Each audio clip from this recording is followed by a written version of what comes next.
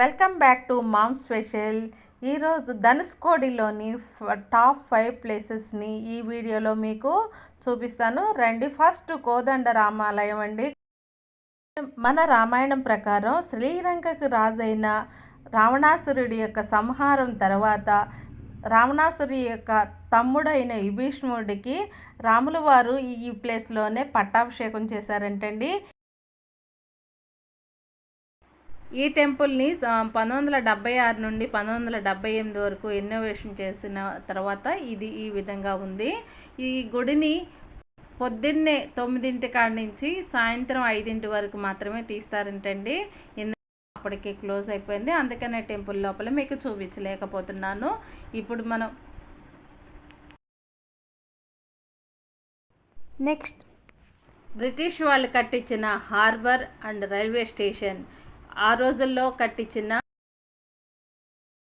అంతేకాకుండా సుమారుగా 1000 మంది దాకా కూడా ధనుష్కోడిలో నివసించే జనాభా అంతా చనిపోయారంటే అప్పుడు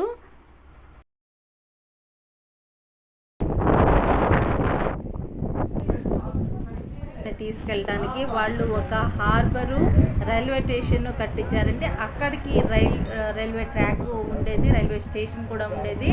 ఆ రైల్వే స్టేషనేనండి ఇది. ఇప్పుడు మనం చూడబోతున్నది ఫ్లోటింగ్ రాక్ అండి. ఇటువంటి రాళ్లను ఉపయోగించే రాములు వారు సీతాదేవిని ఎతకడం కోసం సముద్రం నుండి రోడ్డు మార్గం వేశారంట. ఇవి రాముల వారి పాదాలండి. రాములు వారు అక్కడ పాదం మోపారంట. ఇప్పటికీ ఆ రాముల వారి పాదాలు అక్కడ మనకి పూజింపబడుతున్నాయి.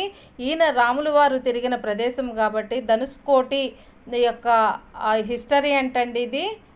మూడో ప్లేస్ వచ్చి మనకి చర్చ్ అండి. ఈ చర్చ్ బ్రిటిష్ వాళ్ళ కాలంలో కట్టబడిన చర్చ్ అండి. ఇది ఇప్పటికీ ఆనవాళ్ళు అలాగే ఉన్నవి.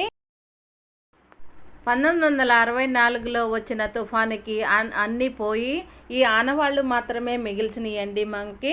ఇది 4వ ప్లేస్ వచ్చి లైట్ హౌస్. ఈ లైట్ హౌస్ చూడటానికి టికెట్ ఉందండి. ఈ లైట్ హౌస్ పైకెక్కి చూస్తే కనుక సముద్రం బాగా కనిపించేది. కాకపోతే మేము 5 తర్వాత వెళ్ళామండి. 5 కల్లా క్లోజ్ అంట. మీరు ఎవరైనా వెళ్ళేటట్టయితే కనుక ధనుష్కోటి కన్నా ముందు లైట్ హౌస్ చూసుకుని వెళ్ళండి. 5 కల్లా క్లోజ్ అయిపోతుంది కాబట్టి ముందు ఇక్కడ చూసుకుని వెళ్ళండి. మేము ఈ ప్రదేశానికి చేరుకోవడానికి సముద్రం మధ్యలో, 2 సముద్రాల మధ్యలో రోడ్డు ఉంటుందండి.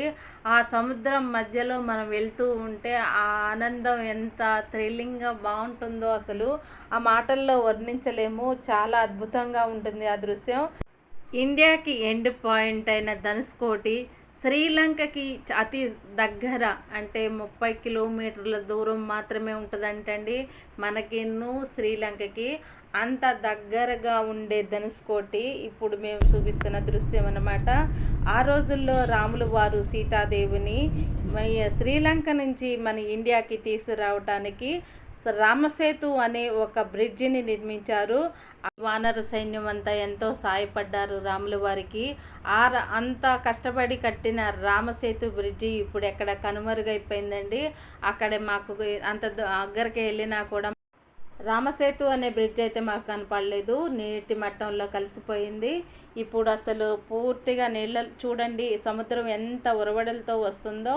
కోస్టల్ డిపార్ట్మెంట్ వాళ్ళు ఇంత అలజడి ఏంటి అని చెప్పేసి సముద్ర మార్గంలో చెక్ చేసుకోవడానికి వచ్చారండి. అదిగోండి, అది కోస్టల్ గార్డ్ వాళ్ళది.